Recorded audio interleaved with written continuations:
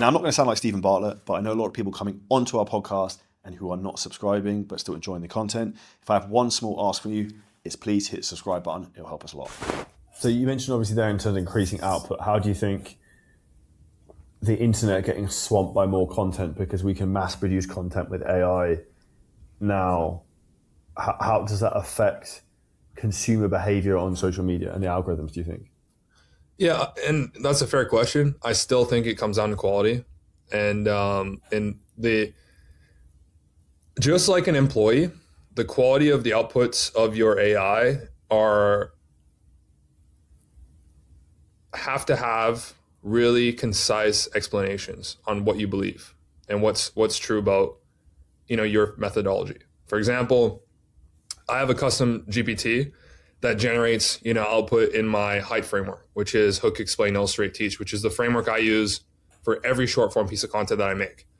And I have that, methodology in my head, and I was able to explain it to an AI system that then interpreted that explanation and then created this really cool GPT. And, if anybody listening wants to, just message me like Charlie GPT on Instagram and I'll send it over. I'll send the free link. But essentially that is how AI works. Just like an employee, the more descriptive I can be in how my AI system should work, the better it's going to actually output.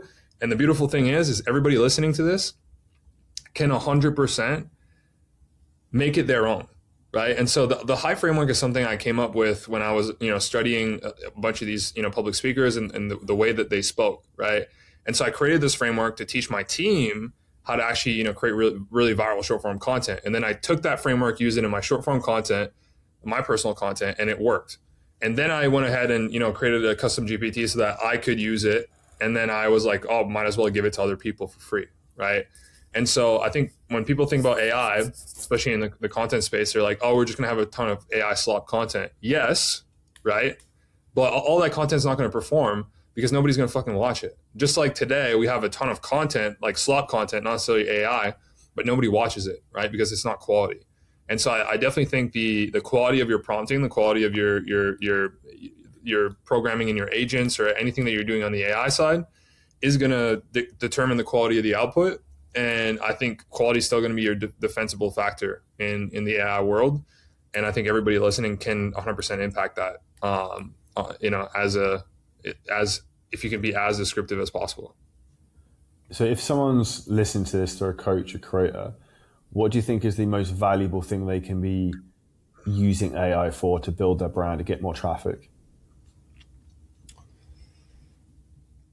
A lot of people think about AI as an assistant, and I do agree in some cases that's important, but how I think about AI is more so as a workflow, right? And so a lot of people think about it as like, I'm going to just like create an assistant and it's going to be my AI assistant. They're going to do everything. Yes, that's important. But where the real leverage happens is when you put AI into a system, into a workflow, and you automate tasks, right? And so an example is for us on our long form department, we have this thing called, searching for B-roll. And it takes my editors anywhere between 3 to 5 hours a week to find, B-roll shots that they need to put inside of our long form videos.